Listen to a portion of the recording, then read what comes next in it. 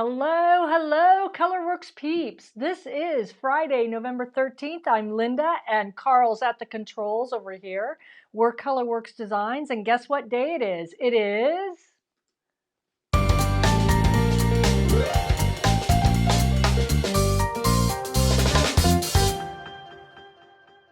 Yay! Yay! We had to take our applause off on that leader piece because we kept getting dinged by Facebook, of all things, saying that we were in copyright violation for applause.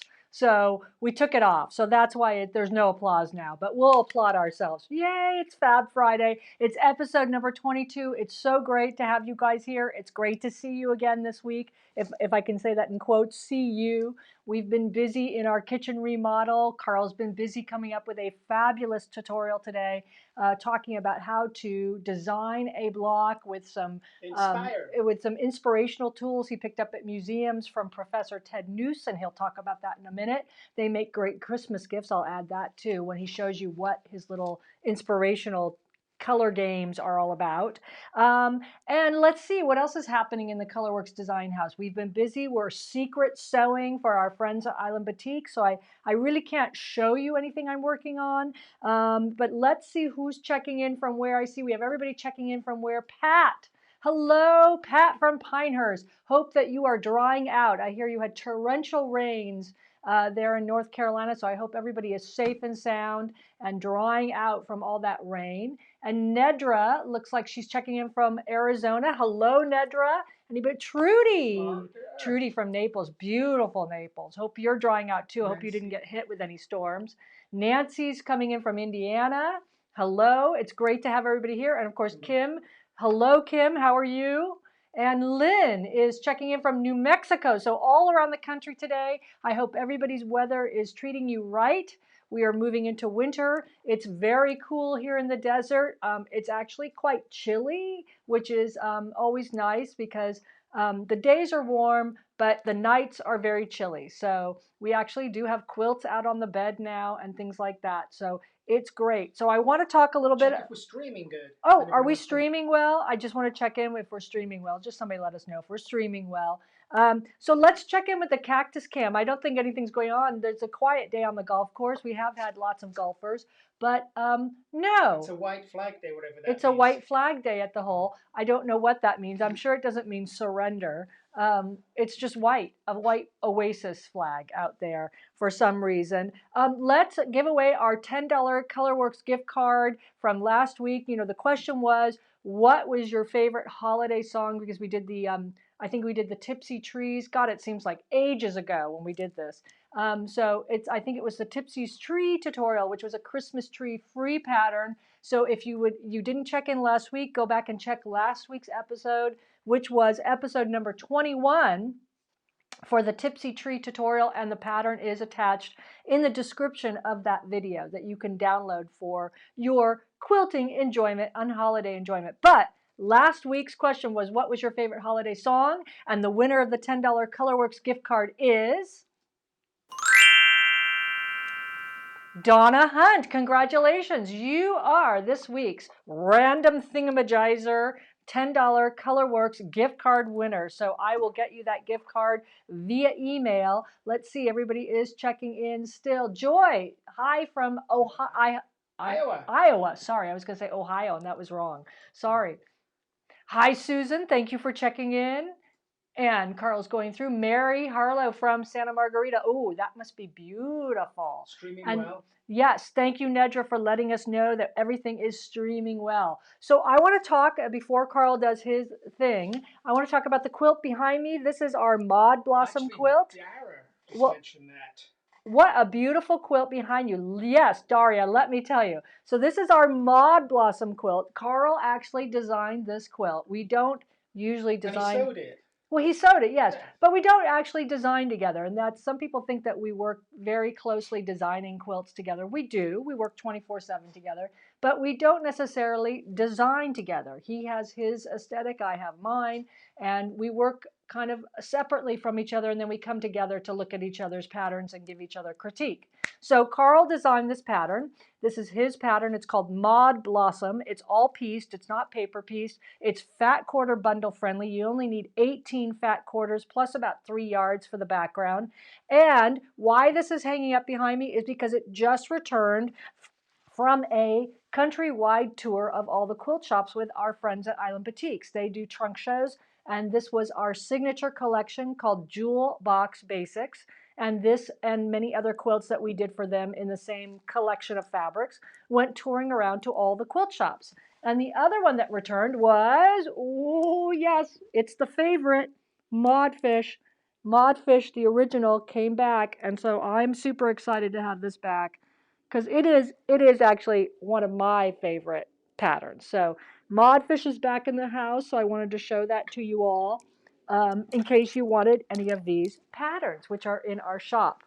And the other thing that I wanted to show you was this particular block, which I posted on Instagram yesterday. So this is a test block. I do sample test blocks at times. So this is a test block for a new pattern coming out called Labyrinth. It will be much more brightly colored, the actual pattern. But these are all scraps that I had in my scrap bag, and I thought it would be fun just to do one that was kind of autumny, just to see how the colors were working and the piecing was working.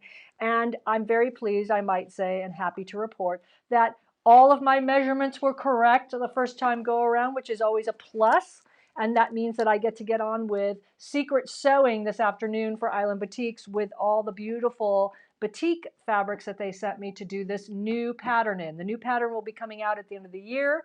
The fabrics that I'm using for Island Batiks, however, won't be coming out for another 9-10 months. So there we go. I can't show you that while it's in process, but I can show you the test block to kind of pique your interest on Labyrinth. So that'll be coming out at the end of the year.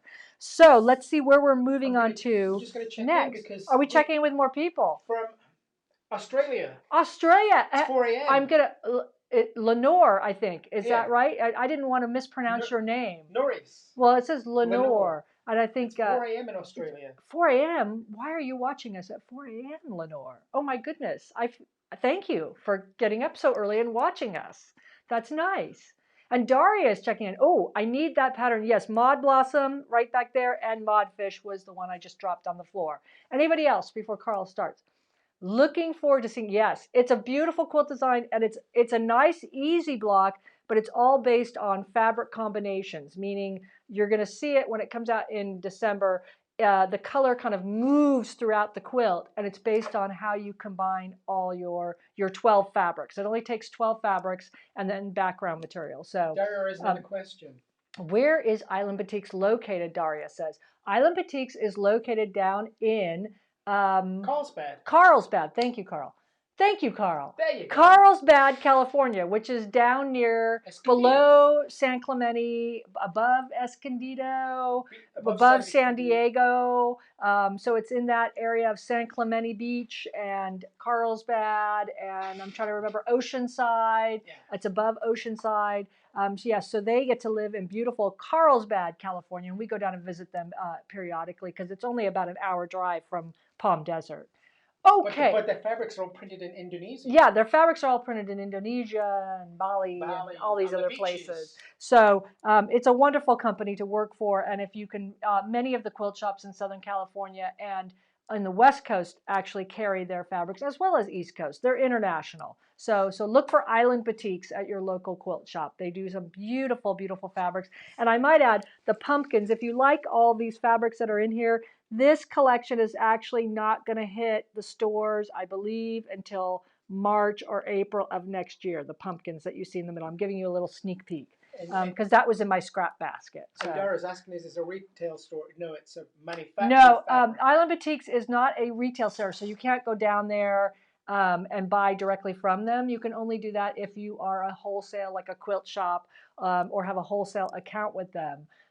But you will find their fabrics. Check online, you can see all the collections. Yes, you will find all their fabrics at most of the quilt shops around, and you can find their fabrics online at Missouri Star Quilt Company, Hancock's of Paducah, probably eQuilter, fatquartershop.com. These are all online retailers out there.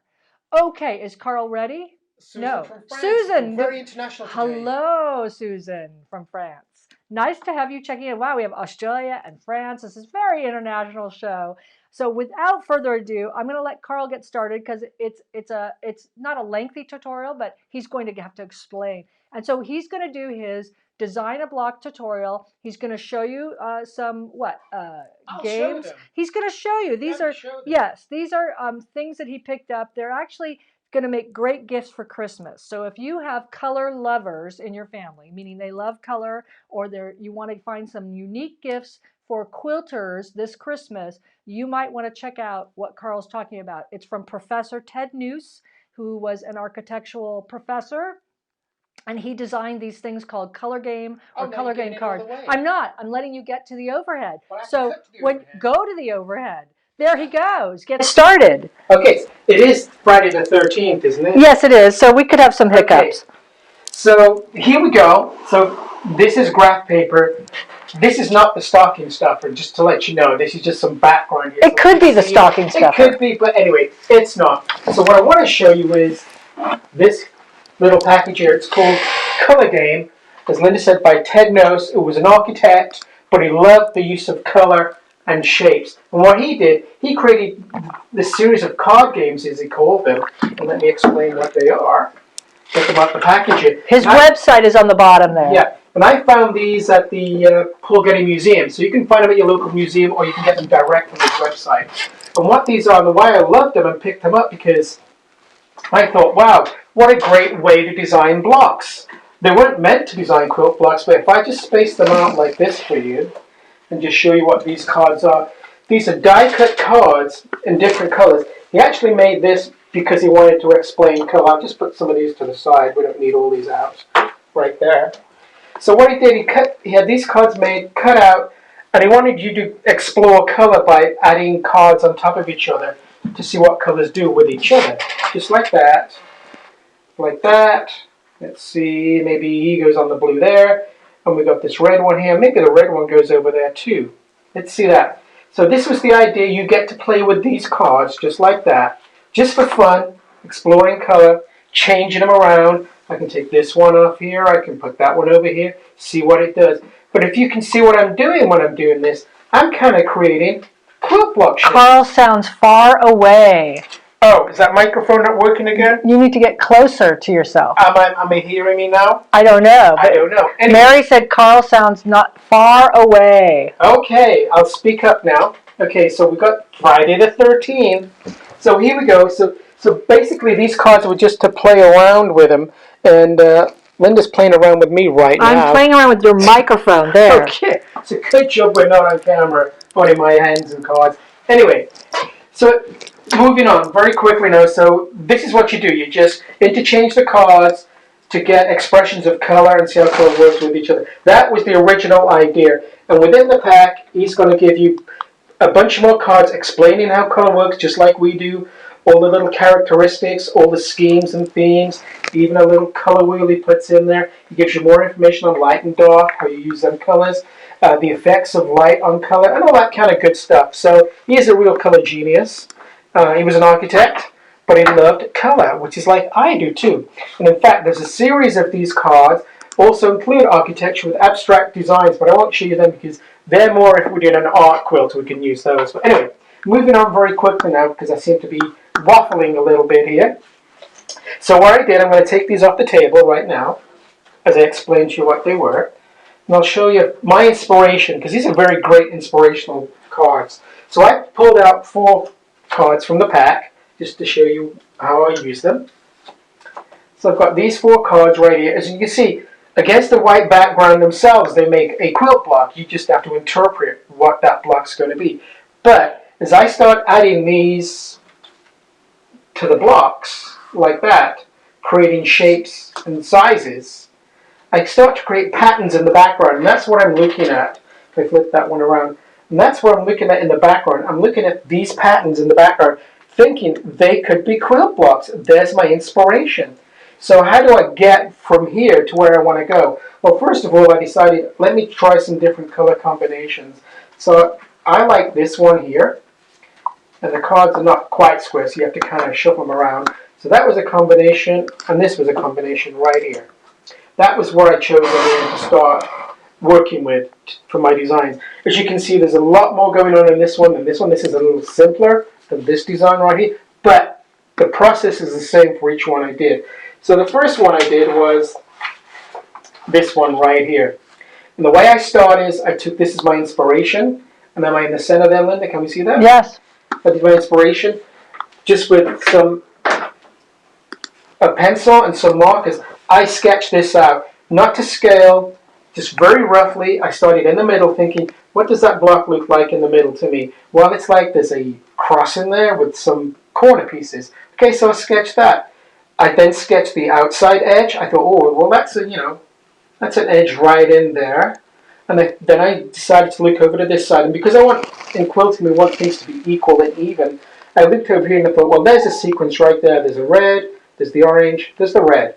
I drew that in, repeated the other side, did the exact same thing. I went to the top, because now we need the top and the bottom to this block.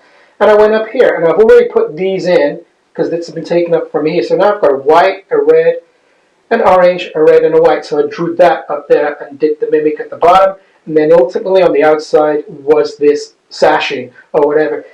Now, this is not to scale, neither is this. So when I drew this one, I didn't want my sashing to be that wide, but it's got nothing to do with this. This is inspiration.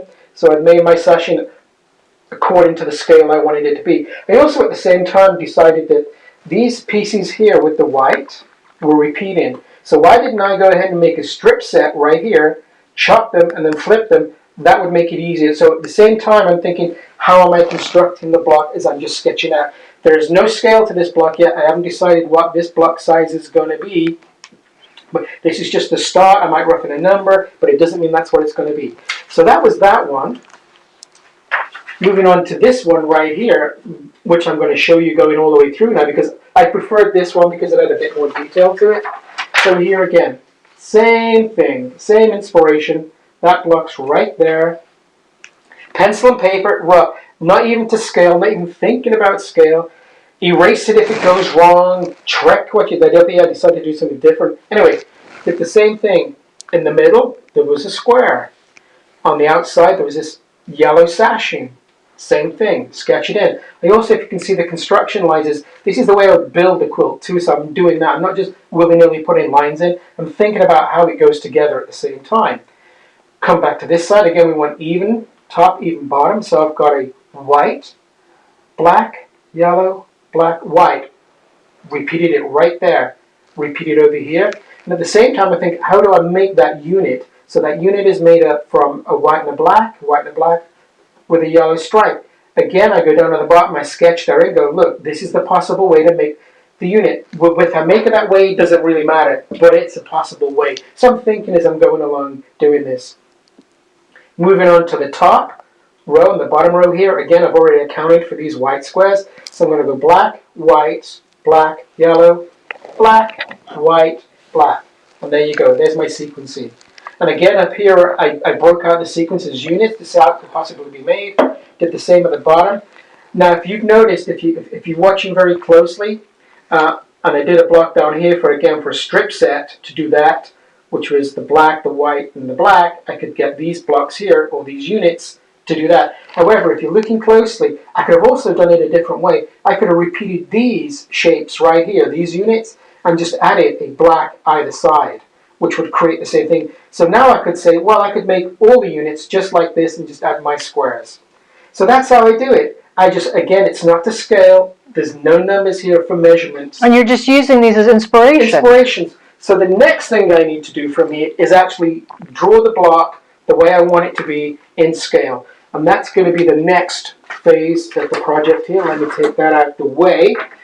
This is where the graph paper comes in. Now I'm going to make a 12-inch block. Obviously, this graph paper is not 12 inches.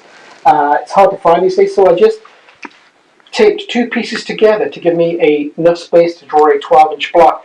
And the next thing is, as they see on TV, we're going to edit now for time and not content. So with that said, I'm going to go over to Linda. So here we are. So these are my graph paper. So now I'm drawing in my block. I've made myself a 12-inch square there. Then I've gone again and put my 4-inch square in the middle, and I'm building the block from the inside out, doing all my construction lines and the way I would like to build this block together. I'm adding dimensions to this, so I know what I'm doing as I'm going, so I can change it as I go along. And voila! Because I was talking there, I forgot to flip that, but there is my block finished, live. So here we go. So as you can see, again, construction lines. Now normally I would do this in pencil so I could erase lines, but for the purposes of the video I did them in black pen.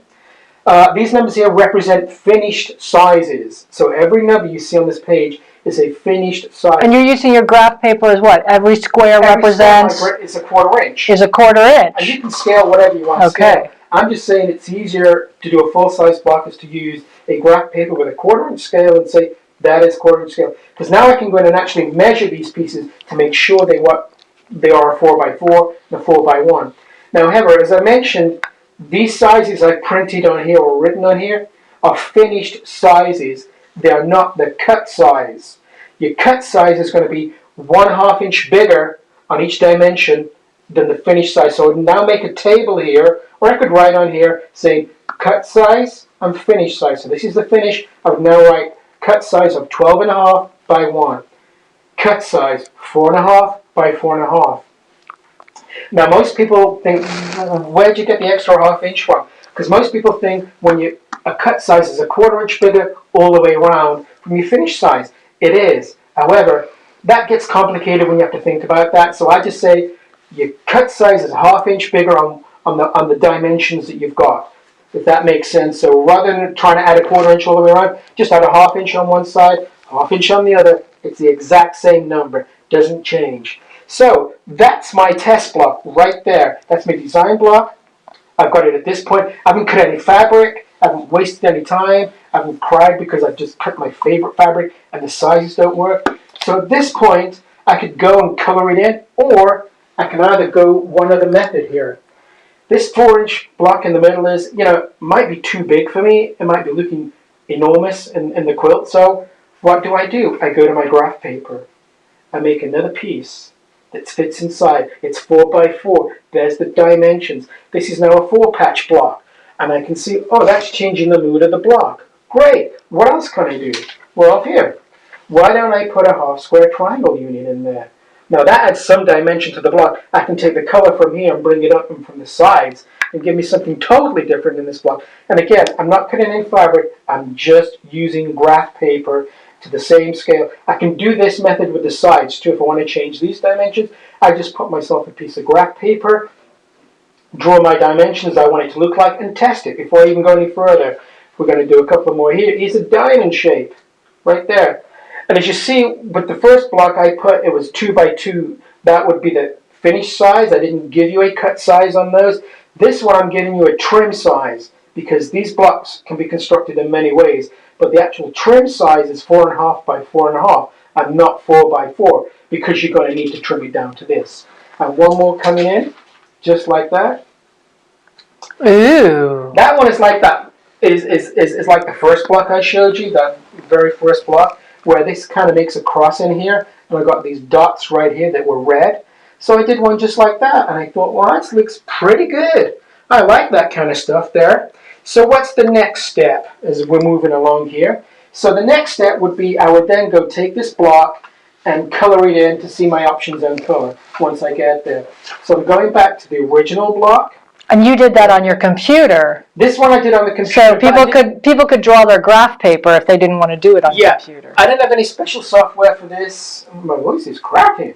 Friday the 13th. Anyway, no special software for this. Most computers have drawing programs these days, very basic. This is just drawing a square, coloring it in, draw a square, add it on top, and stuff like that. If you've got any basic drawing programs, you can all do it.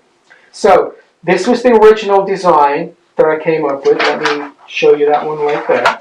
So this is this. I just put a coloration in there, just like that, and I could change the colors willy-nilly. It's not any specific colors. You could do this in EQ8, couldn't you? Oh, EQ8 is great. But for people, EQ8 can be expensive if you just want to try to design something for yourself and you don't want to expend the money on EQ8. This is something you can do with your own computer, a pen and pencil. It doesn't even have to be done on a computer. You can just sketch this out and ink it in with some Sharpies and stuff like that. So this is like the non-technical one of doing it, okay? So from there, I said, well, let me just play with this colorization. And again, remember this one I showed you right here with that little square that makes the cross? Well, that's what I did with this one. I recolored it, and there you see that cross now appearing with the four corners mimicking the color over here. And I thought, that's looking pretty good. I like this. So I went one step further. Moving on. I decided, what happens if I take the border or the outer sashing off this block? What does that give me? Well, that gives me something completely modern now. I've got this quilt block. I like the way that looks now. I've got this quilt block scaled down to 8 by 8 now, so it's not even 12 by 12. I could take it to 12 by 12, but I'm not. I scaled it down to 8 by 8. And so what I did with this one now is I went and did a repeat. And what was a repeat is I took that block and I repeated it next to each other. And in between, instead of the orange that you saw back here on the side, if I can flip that quickly, I now made white sashing between this basic block right here. And that's what you see going on here. White sashing connecting 4 across, 5 down. I picked up the orange that was in here as the binding on that quilt, and now that's a design for a quilt. Right, and that was all started from... That was all started from, let me go back to my characters. They're here somewhere. We've lost them again. I put it up on the screen. Ted Noose. Ted Noose. His color games. Where they went. Anyway. Well, that's right, the color game cards. The color game cards. They're here somewhere. They all got mixed up in the stack. So, yes, let me see. Let's do this properly. All started from Ted Noose color game cards. So these were all inspired by these two things right there. Now, the next thing that I would do if we're going to put this together in a quilt and a pattern to put out there, I would now go ahead and make this out of construction paper as a test block. And we've seen this before. And this was episode 14 of Fab Friday, where, again, without cutting any fabric, not stressing about color or wasting things, I made this out of construction paper, and I did sew it.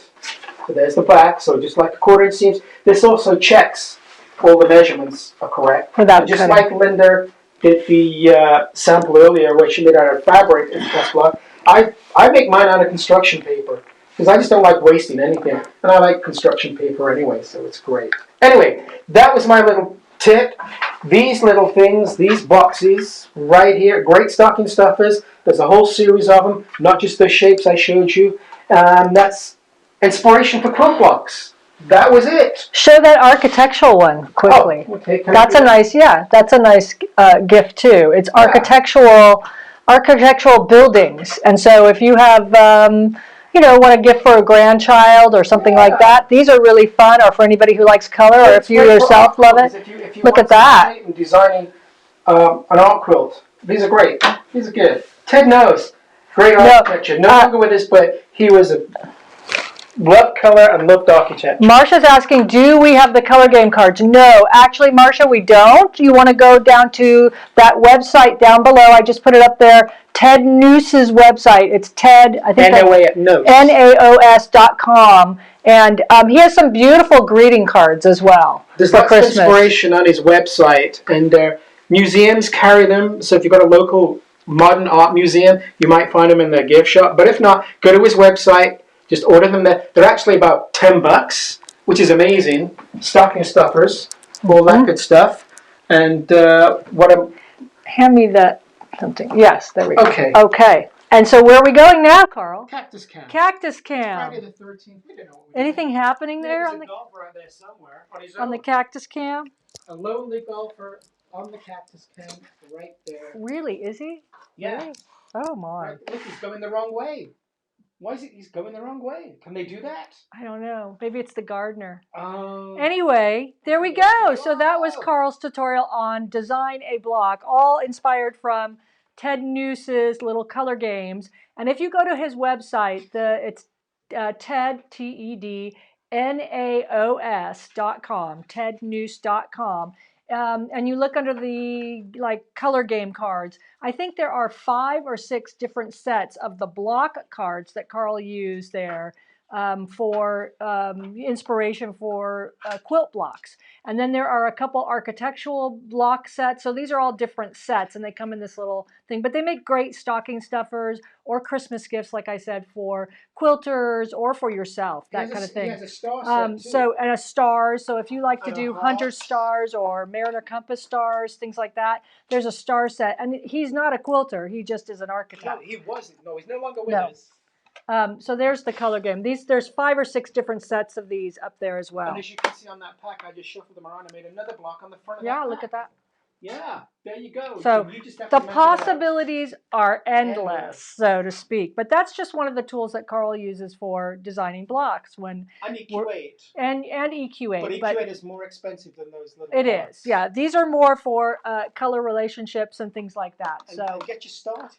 And to get you started. Okay, so if there's any questions, comments about Carl's tutorial, make sure you go back to episode 14 and check out his doing a test block with construction paper. That's a good one too, because that helps you as well. I did it out of fabric. He likes to do it out of construction paper. This is his construction paper block from episode 14 of the Fab Friday broadcast. Let's go quickly to update on the kitchen remodel. It's so fabulous. What can I say? I'll move over to center. There you go. That's our lovely guest bathroom downstairs that we decided to, why not, tear apart at the same time as the kitchen. And so that's what we were left with after we got rid of the old vanity that, it was one of these ones that was a build-in-place vanity, and the tile was concreted in again, and they liquid nailed everything to the wall. It's horrible, horrible, horrible. But I'm happy to say that the next slide will show you that we had our plasterers come in, and they were a wonderful company. Greg and his plasterers came in. It's a little dark there, but they plastered, gave the kitchen and the bathroom a new skin of plastering. Now, I'm not a big fan of the texturing of the walls, but the whole house is full. Every wall is textured in this house. So knockdown. Yeah, knockdown or whatever. So we had to do it. So I'm not a huge fan of it. But that's what at least we have a nice, new, clean skin, and Carl's going to paint that this weekend. So sometime this weekend. We also had Lee, our tile guy, in, and so Lee came in yesterday. He's a nice guy, and he patchworked the tile into the kitchen. So if you remember, these used to be where the cabinets were, there was no tile. They had put the tile in after the cabinets. We have to put the tile back in, and even the floor so that we can put down our new floor, which is vinyl planking. And so the floor obviously has to be even. So that's why it looks a little strange and patchwork there. But we did find out, which was very interesting, since Lee was patchworking tile the floor, we found out that he actually quilts too. He made a quilt out of blue jeans. And so he was quite thrilled to be in the house and looking at some of the quilts here. But it was interesting to talk to him and learn about how he decided to make this blue jean quilt. He did the same thing with our tile floor, I guess you could say. He patchworked the tile floor for us, so we'll be ready to lay the floor next week and paint. So hopefully next week we're moving along. It's just like building a quilt. Step by step, you move along and you get it done. So with that, well, here we go. What? Oh, Kimberly, thank you. Great tutorial, she says. Thank you, Kimberly. Well, that's to Carl. So. And Trudy says, thanks, Carl. Great demo. I hope you guys could hear him. I'm not sure what the audio was doing, but I pumped up his audio during the broadcast. So, and Marcia says, thank you both. You're a great parent. Learn so much. Thank you, Marcia. We really appreciate that, you guys, and we appreciate you being here. So guess what? This week's question is going to be, what's your favorite quilt block if you have one? So go ahead and leave that down in the comments below for the $10 Colourwerx gift card. And while I'm at it, so next week is November 20th, and we will be returning, but we're going to do something a little bit different. We're going to ask a favor of you guys because, we're coming into Thanksgiving. We're very grateful for your support. And so what we want to do is do a little show and tell with you and us of your quilts. So we're going to ask you to actually send us over at our email address, or you can message me. And if Carl puts the email address up there at colourwerx@yahoo.com, I want you to send me a picture of a quilt that you've made. And we want to share this. We're going to do a customer show and tell slideshow if we can. So because we are grateful for you guys and for your support, and what better way to show our gratitude than to share in your quilts with everybody here in the show. And it doesn't have to be a quilt. So, and it doesn't have to be a quilt. It can be a tote bag. It can be a pillow. It can be anything you've An made. unfinished quilt. It doesn't have to be a Colourwerx pattern, by the way. It can be an unfinished quilt. It's whatever you Or a want block. to. Yes, at a block. Whatever. Shall I turn my mic off now? No, no. But whatever you want to share with us, we would love to see it. And of course, we're going to put everybody's name there, and we'll do a little show and tell slideshow next week to show our gratitude and share our love and your love with everybody on the show. Because it's Thanksgiving, and look, we're just not going to have any fun this year. I mean, look, with COVID, we're in lockdown. They just don't want us to have any fun whatsoever. And that's not going to stop us. Phooey, as my mother used to say. We're just not going to go there. So we're going to have fun here with you guys. And so we want you to send us at colourwerx@yahoo.com a picture of whatever you want to share next week. And we're going to put together a slideshow. So go ahead and do that. Message us at Facebook or send us to the email. Get it to us somehow, and we will share everybody's photos. So that is next week's show. It's going to be a show and tell of gratitude here with the Colourwerx peeps. And with that, I want to say I love you all very much. Thank you for checking in today. We're going to head back downstairs now to the kitchen remodel. I'm going to do some secret sewing with the Island Batiks fabrics, which are not these, but some new ones that I can't show you. But this is the new Labyrinth coming out near the end of the year. Go check out Carl's tutorial for episode 14 about how to do construction blocks. Go check out the Ted Noose website, TEDNAOS. Nose. What, Nose? Not Noose, Nose. Noose, Nose? Nose. Nose. Ted N-O-A-S. Noose website. Professor Ted NAOS. Noose. Who knows? Ted Naus, maybe it is. There we go. But who knows? But anyway, go check out that website if you want to pick up some really great color games and stocking stuffers. It's wonderful, and he has some beautiful die-cut Christmas cards there too, which are lovely. So anyway, thank you guys so much. We'll see you all next week. Please send me your photos, and we will do a customer gratitude show and tell here at the Colourwerx Fab Friday broadcast. We love you guys so much. Share this video, like and what do you do? Like and comment this video? I don't know. I've lost my place. I'm just going to bug out now and have a great weekend. Happy Colouricious sewing. Bye-bye, everybody. Thank you.